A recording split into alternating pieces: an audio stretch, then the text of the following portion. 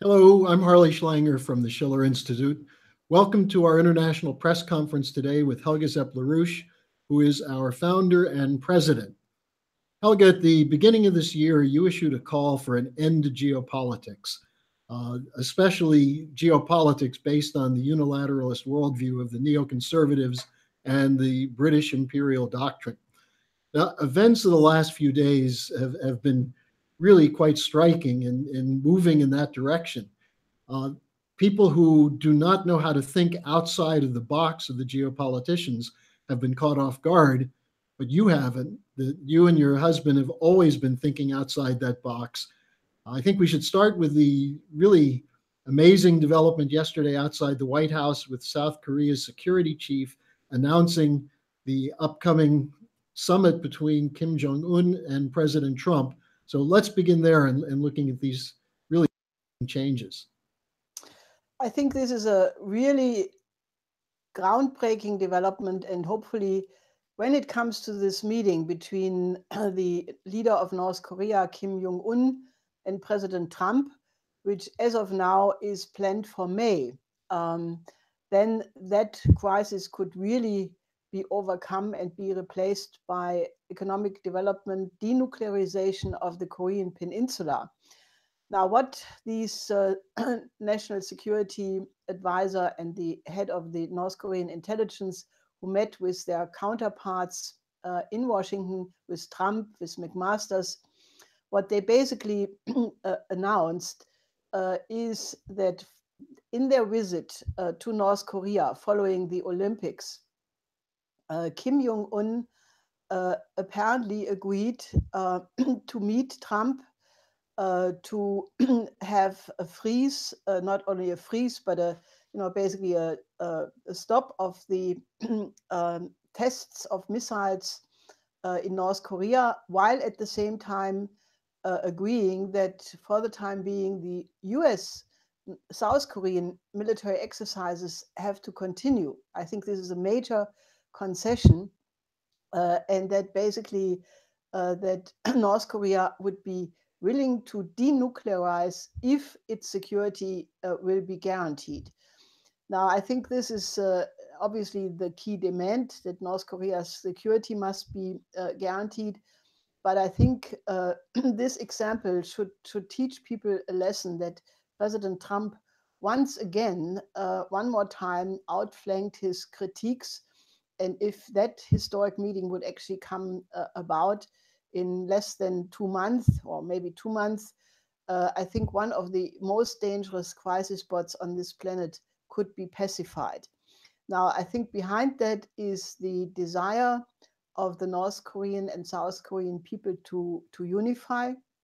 And I personally think, that in light of the geopolitical manipulation with the, deployment of the THAAD missiles in South Korea, I think people in the two Koreas realized that they were a pawn on a geopolitical chessboard. And if it would ever come to war, naturally, I mean, a lot of people, millions and millions of people in the Koreas would die. So I think that this is, has resulted in this very promising development. And as we know, there were back channel discussions involving Russia, China, the United States, who all the time had back channel discussions with North Korea. And just a couple of days ago, President Trump gave lavish praise to China for having played the most important role in bringing this result about. So I think this is really something extremely important and very positive, because it is potentially a model for the three largest powers in the world, the United States, China, and Russia, to cooperate and diffuse geopolitical crises. And that is a very important step in the right direction. And just to add to that point, I think the critics of Trump have missed the fact that the whole idea of opening to Russia and China is precisely so this kind of overcoming of geopolitics could take place. And you've been very outspoken in the importance of Trump's initiatives in this way. But also, I think it's important that the neocons who are now attacking Russia and China nonstop, I don't think they'll learn the lesson, but maybe this is the opportunity to sweep them out of the debate.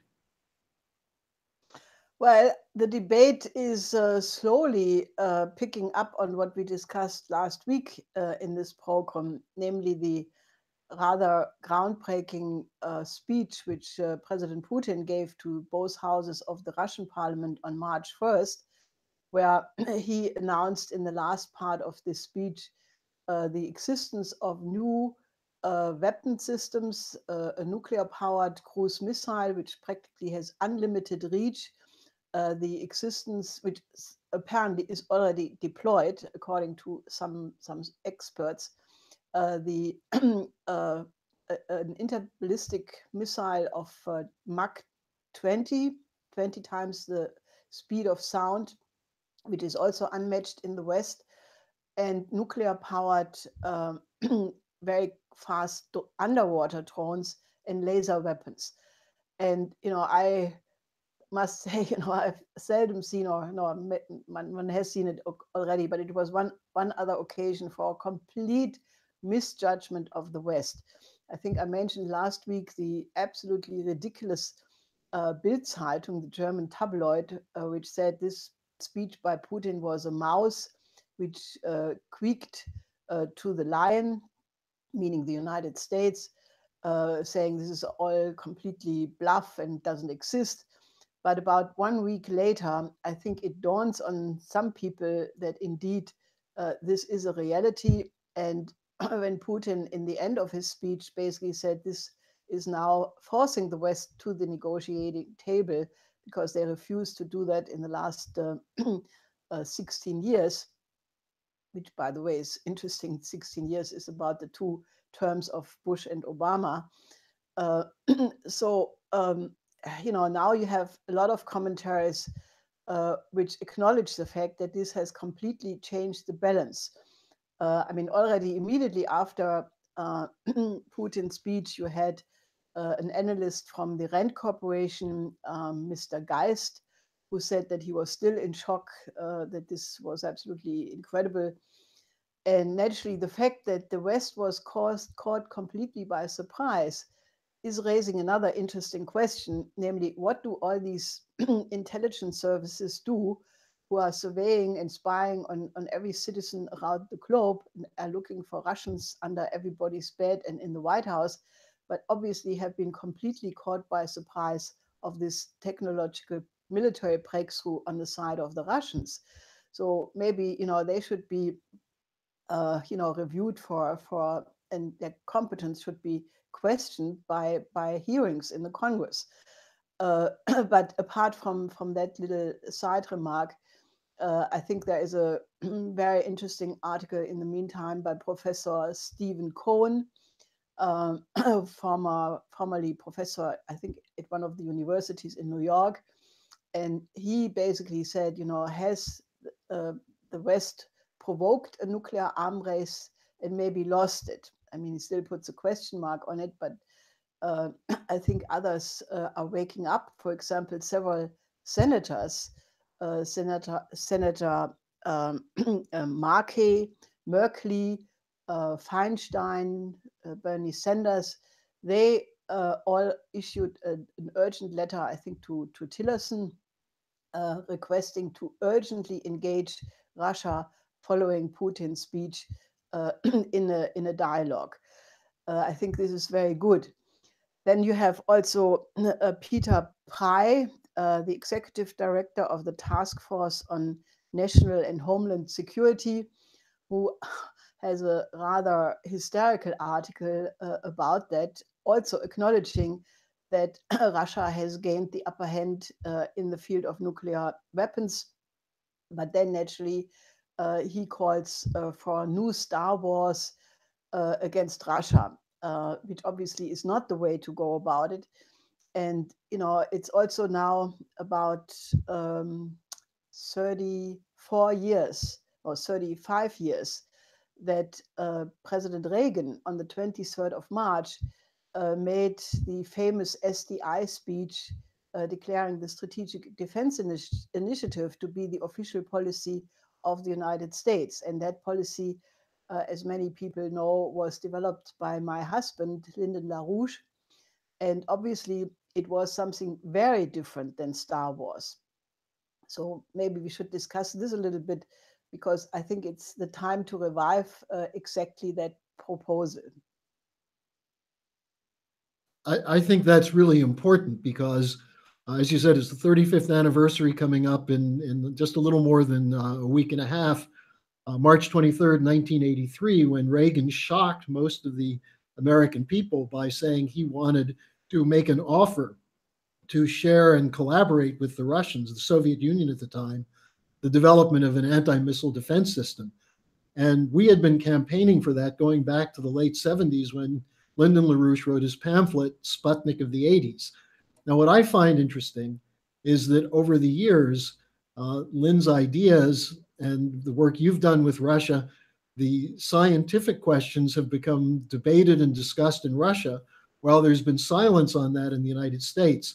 So I think if we're going to come to terms with the implications of Putin's statement, people are going to have to turn back to what Lynn said leading up to 83 and then in the period after that. Well, I actually would urge you, our viewers, to go to the EIR Executive Intelligence Review archive and read the following article. This was republished a week ago. And the title of this article by my husband, which was published on the 30th of March 1984, is called Draft Memorandum of Agreement between the United States and the USSR. And I always thought that that particular document was one of the most far-sighted and visionary papers of the many, many beautiful papers my husband has written over the decades, because this was 1 year after the SDI was proposed by President Reagan. And as we know, I mean, the counter reaction to this proposal was incredible. It came from the Bush circles in the Reagan administration, but it came also from the Orgakov layers in the Soviet military. So after 1 year, my husband made a very, very far-reaching proposal, which was the idea to basically dissolve the blocs, NATO and the Warsaw Pact, use the collaboration between NATO and the Warsaw Pact but especially the United States and the Soviet Union, to develop the weapons based on new physical principles, apply them in the civilian sector, cause a science driver effect, and then use the increase in the productivity of both economies, but especially also the Soviet economy, to have a major technology transfer to the developing countries and overcome their underdevelopment and stop using developing countries for proxy wars between the superpowers.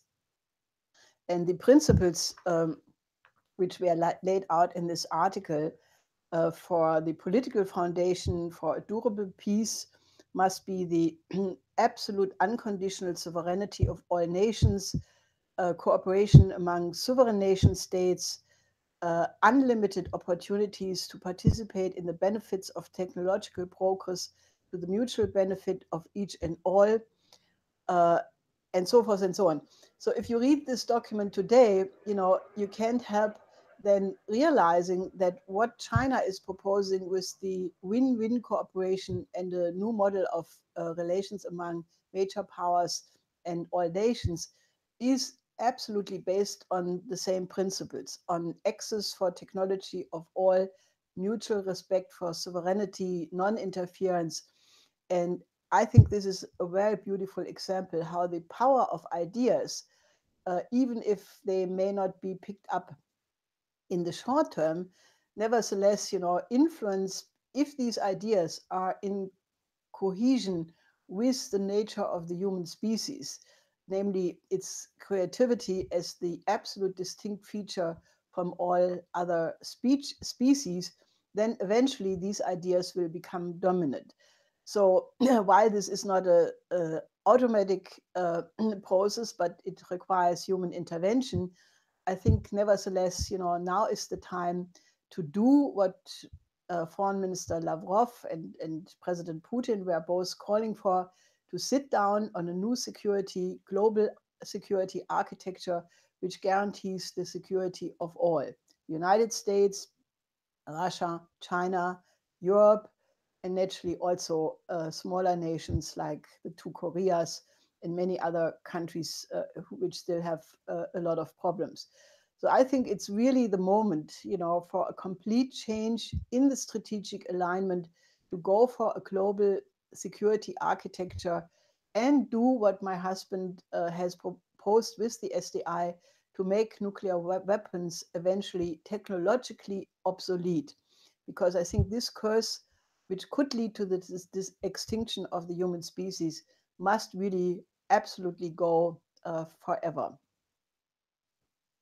Well, you mentioned NATO. The shock effects from Putin's speech appear to have even been felt in Brussels, where the chairman of the NATO Military Committee, General Peter Pavel, said that now is the opportunity to talk with Russia, stop seeing Russia as an aggressor, and develop better relations. So it's clear these shock effects are being felt everywhere. Helga, also, there's some new developments from China. The foreign minister, Wang Yi, gave a press conference, which is very far-reaching, that takes up some of these same themes. Why don't you give us a report on what he had to say? Well, this was in the context of the two sessions, the National People's Congress and the consultative body. I always have trouble to remember the exact name of this commission. They just met in Beijing, and Foreign Minister Wang Yi gave a press conference in the big hall of the people, where he said that what China is now proposing is a completely new model of international relations based on the benefit of all, being based on mutual respect for the sovereignty of the other. The aim of this is not only the well-being of the Chinese people, but progress of humanity, and that the aim is to create relations where all the people can have a fulfilled and happy life. I mean, he used more words to elaborate that, but that was the gist of the idea.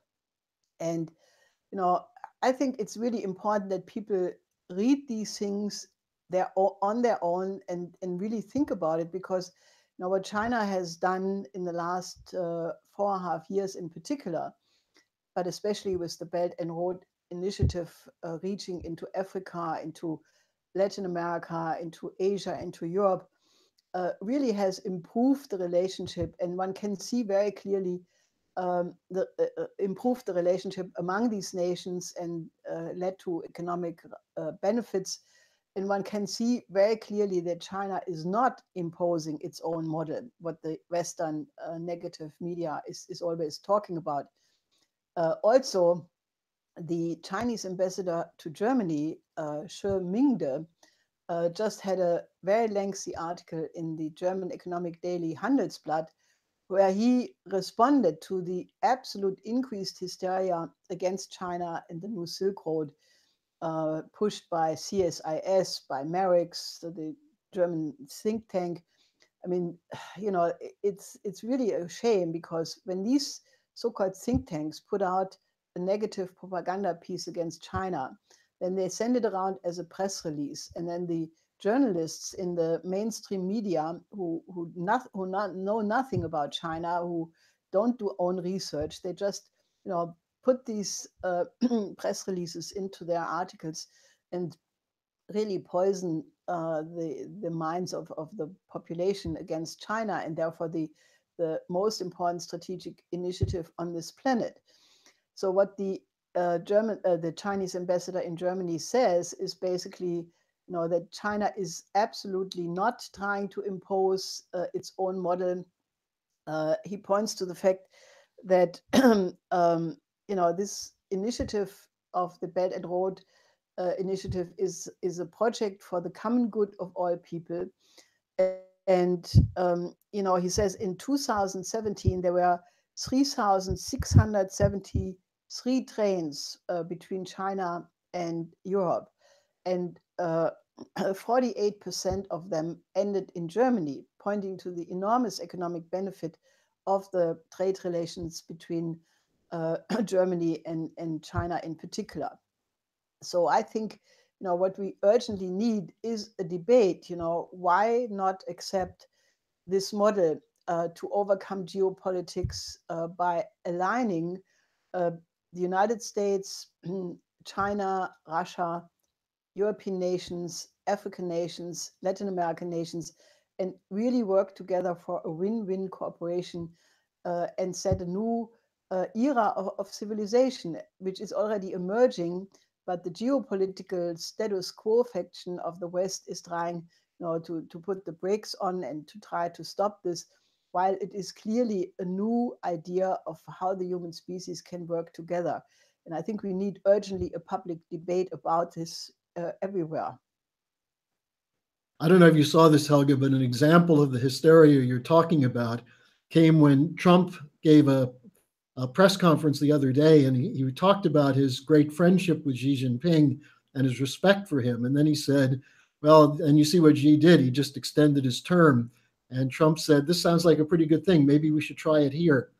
And the media went crazy saying this proves Trump wants to be a dictator, that he's an authoritarian, when in fact Xi's initiative was designed to make sure that the projects that have been undertaken by China to alleviate poverty are actually accomplished, as opposed to just talking points. Now, there are a couple of other things I want to come to that I think are quite significant. One has been in the United Kingdom, where Mohammed bin Salman, the crown prince of Saudi Arabia, has a gigantic road show to talk about the improvements in human rights in Saudi Arabia and so on. But it was addressed very strongly in the prime minister's questioning by Corbyn, the head of the Labour Party, who challenged the British for their continued role in arming Saudi Arabia, which is committing genocide in Yemen. What can you tell us about this, Helga? Well, I think it's very important because, Great Britain obviously is not the only country which continuously supplied Saudi Arabia with weapons. And as Corbyn said, also had UK military advisors helping Saudi Arabia in targeting civilian targets like schools, hospitals, causing an enormous number of civilians and children to die. Now, we have said this repeatedly, but the genocide taking place in Yemen right now is one of the worst things because in the period of National Socialism, you could say people didn't really know, or the question was who knew and when. But this time, you have the slaughter of a whole people, and the whole world knows about it. All the Western political leaders know about it, but absolutely nothing is done. So I really applaud Mr. Corbyn that he had the courage to do that, because this crown prince, he's meeting with Theresa May, with the Queen, with Prince Charles, with Prince William, and several ministers. So he gets a full red carpet treatment. And I really think it's important that this was stated by Corbyn in this way.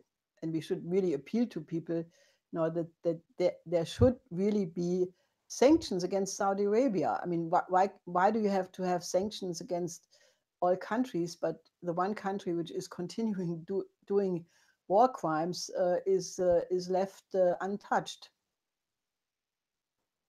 Well, and another development from this week is the elections last Sunday in Italy, where the insurgency against the establishment continued. What do you see coming out of these elections? Well, it looks like that the chances that the government formation will be even more difficult than it was in Germany um, are very high, because you have Berlusconi and Renzi losing the so-called established parties, and then you have the Five-Star Party winning, and also Lega Nord winning. So this makes a very difficult government formation, and our our Liliana Gorini, who is the head of Movisol, has put out a statement basically saying that the only way how there can be a successful government is if they go not only with Glass-Steagall, which is in the platform of both the Five Star Party and also Lega. I think they also have the idea of a national bank in their party program, but that the entire four laws of LaRouche must be implemented. So I think, we have, despite our relatively small manpower force in Italy, a powerful voice there trying to give programmatic content to this government formation. And, given the fact that the danger of a financial crash is still the Damocles sword hanging over the world, even from a smaller country, it's not so small, but Italy can come an initiative to intervene in this debate. So I think, the world is really at a point where we need a debate how the future should look like. And I would just briefly like to come back to this question of the SDI, because, China and Russia clearly have demonstrated that they have visions for the future. China, President Xi Jinping has a vision for 2050 and probably beyond. Putin clearly has demonstrated that they are also having a clear perspective for the future of civilization. And the old idea of my husband and what I have been also, campaigning for a very long time is the idea of a new paradigm. And a new paradigm of human history really means you have to put the interest of the human species first before all national interests, and especially before so-called geopolitical interests. Now, the common aims of mankind is what Xi Jinping calls a shared community for the one future of humanity, or a community of destiny. I think we have to define these common aims and really focus our energies on those. Now, the common aims, for example, would not just be the SDE, SDI, to create a system of defensive weapons which make nuclear weapons obsolete, but to enlarge it into what we call the SDE, the strategic defense of the Earth. Because if all nations would put their scientific capabilities together to develop technologies to defer or destroy incoming asteroids, meteorites, and other bodily heavenly bodies, that is an urgent requirement. We also should move in the direction of earthquake pre-warning, of pre-warning systems against tsunamis. I think the common aim of overcoming poverty is on a good way, at least in China and the countries which participate with China. But we need the same aim also for Europe, which has 90 million poor people, and so far, no aim to overcome that. At the recent Schiller Institute conference, we put out a resolution calling upon the European Union to also make efforts to overcome poverty until 2020. I think we urgently need that for the United States. I mean, it's a shame that a country like the United States should still have, I think, more than 40 million poor people. And China right now is the only one which is really moving to bring development in the poor rural areas to get rid of poverty until 2020. Then there are many, many frontiers of science, we should concentrate on. And I think we have to rethink what is the character of the human species. The human species is not just earthbound. I think the Space Cooperation Treaty, which was just concluded between China and Russia, shows that these nations are thinking in terms of, really not only developing villages on the moon, to develop nuclear-powered space travel, which will completely change the ability for mankind to reach other planets. And these are all areas of international cooperation, and they are so much more important than spending money on making money at the stock exchange. Or I think we can really shape the world in a human way, but we need a debate. And for that, I ask all of you to help us to generate this debate and support the Schiller Institute. I invite you to become a member, to help us to really get a different kind of discussion in all countries on this planet, a discussion which would be worthy of the dignity of the human species. And I think we are just on the verge of making that all possible with your help. Well, that's a good way to end this program, because I just want to mention I get a lot of communications from people who say, what can we do to bring this new paradigm online? Helga just gave you the answer. Be part of triggering this debate. And to do that, we have ample material on the newparadigm.schillerinstitute.com website, which can give you background in what the new Silk Road is, the 4 laws of LaRouche. Take advantage of this, because the strategic situation is shifting very rapidly. And Helga and Lyndon LaRouche have been at the center of this for decades. And now it's time for us to have not just an insurgency, but a movement of critical thinkers who have the passion to bring this new Silk Road spirit worldwide. So thank you for joining us. Helga, thank you again, and we'll be back next week. Yes, till next week.